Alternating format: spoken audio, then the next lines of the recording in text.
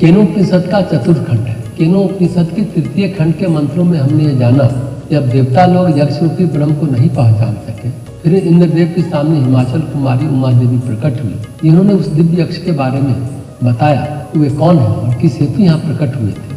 लेकिन मूल बात यह है कि भगवान को पहचानना किसी विभूति के बल पर या सिद्धि के बल पर संभव नहीं है।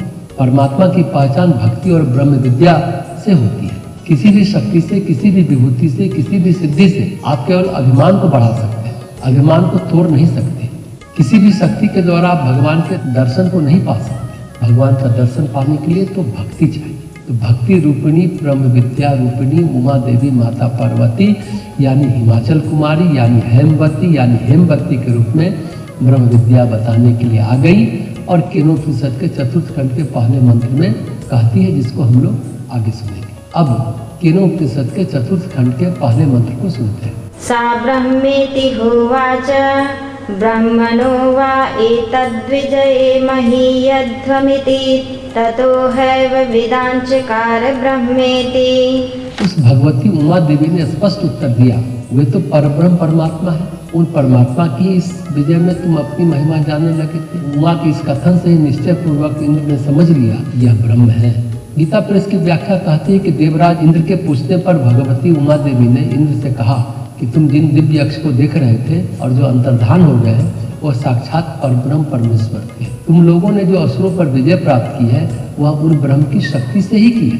अतः वस्तुतः यह उन परब्रह्म की ही विजय है। तुम तो इसमें निमित्त मात्र थे, परंतु तुम लोगों ने ब्रह्म की इस विजय को अपनी विजय मान ली और उसकी महिमा को अपनी महिमा समझने लगे। यह तुम्हारा मिथ्या अभिमान था और जिन परम कारुणिक परमात्मा ने तुम लोगों पर कृपा करके असुरों पर तुम्हें विजय प्रदान कराई, उन्हीं परमात्मा ने तुम्हारे मिथ्याभिमान का नाश करके तुम्हारा कल्याण करने के लिए यक्ष के रूप में प्रकट हुए, अग्नि और वायु का गर्भ चूर्ण किया एवं तुम्हें वास्तविक ज्ञान देने के लिए मुझे प्रेरित किया। अतः तुम अपनी स्वतंत्र शक्ति के सारे अभिमान का त्याग करके जिन ब्रह्म की महिमा से महिमान्वित और शक्तिमान बने हो, उन्हीं की महिमा समझो। स्वप्न में भी यह भावना मत करो कि ब्रह्म की शक्ति के बिना अपनी स्वतंत्र शक्ति से कोई भी कुछ कर सकता है। उमा की इन उत्तरों से देवताओं में सबसे पहले इंद्रदेव को यह निश्चय हुआ कि यक्ष के रूप में स्वयं ब्रह्म ही उन लोगों के सामने प्रकट हुए थे।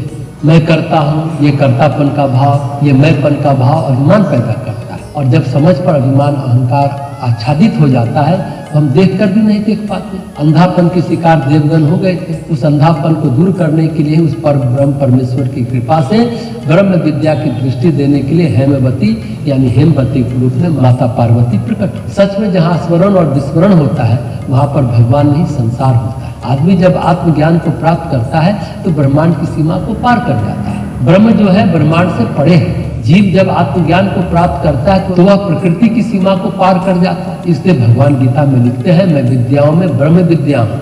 वो बोलते हैं भूत विद्या, प्रेत विद्या, तंत्र विद्या हूँ, नहीं, मैं ब्रह्म विद्या हूँ।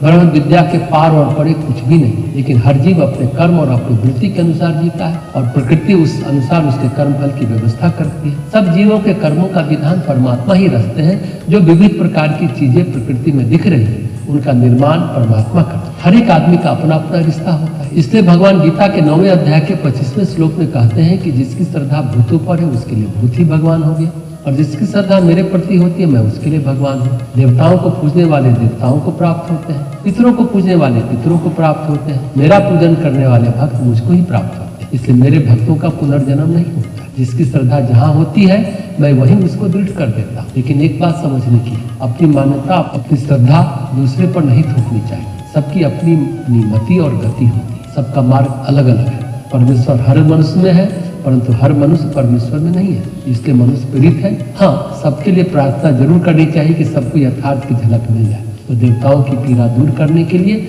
ब्रह्म विद्या समझाने के लिए माता हेमवती प्रकट हुई। वो भी परब्रह्म परमात्मा की करुणा ही थी।